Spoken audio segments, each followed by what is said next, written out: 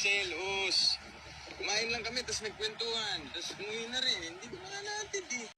Catherine Bernardo at Alden Richards magtatambal muli. Gagawa ng sequel ang Hello, Love, Goodbye. Ang aga ng promo ng pelikulang pagsasamahan ni Alden Richards at Catherine Bernardo. Ang hindi kasi alam ng marami, ang pagdalo ni Alden sa nakaraang birthday party ni Catherine kasama ang cast ng 2019 hit movie na Hello, Love, Goodbye ay nagsilbering testing ground kung positibo pa rin ang pagtanggap ng publiko sa tambalan ng dalawa. Tagumpay naman ito kaya ang ending na pagdesisyonan ng Star Cinema bosses na gawa ng sequel ang nasabing pelikula na kumita ng 880 million pesos worldwide.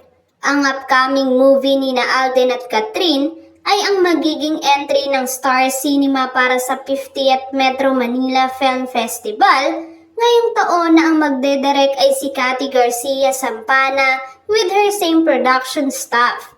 Base rin sa bulong ng aming source, sa ibang bansa ang shoot ng sequel film at sa pagkakatanda namin ay Canada ang nabanggit na next pagtatrabahuan either ni Alden or Catherine.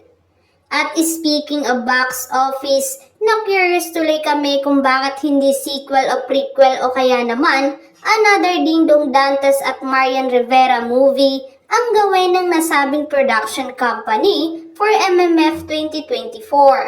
Alam naman natin na ang pelikulang Rewind noong MMF 2023 ang may hawak ng highest grossing film of all time na base sa Wikipedia ay kumita ng 902 million pesos. Hindi kaya dahil gusto na ng ABS-CBN at Star Cinema na solo na nilang i-produce ang entry nila sa MMFF this year?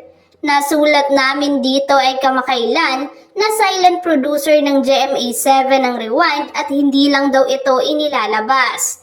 Anyway, humingi naman kami ng feedback sa ABS-CBN executive tungkol dito, pero hindi na kami binalikan.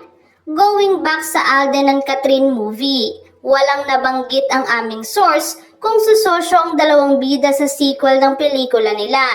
Pero sa pagkakaalam namin ay sumusosyo talaga si Alden sa movie projects niya sa pamamagitan ng May Riyadh Productions, tulad sa pelikula nila Julia Montes na 5 Breakups and a Romance, na co-produce ng Cornerstone Studios at GMA Pictures. Hintayin na lang natin ang update bilang nagsabi na rin kami sa aming source na bigyan kami ng update kung co-prod si Alden sa sequel movie nila ni Catherine for MMF 2024.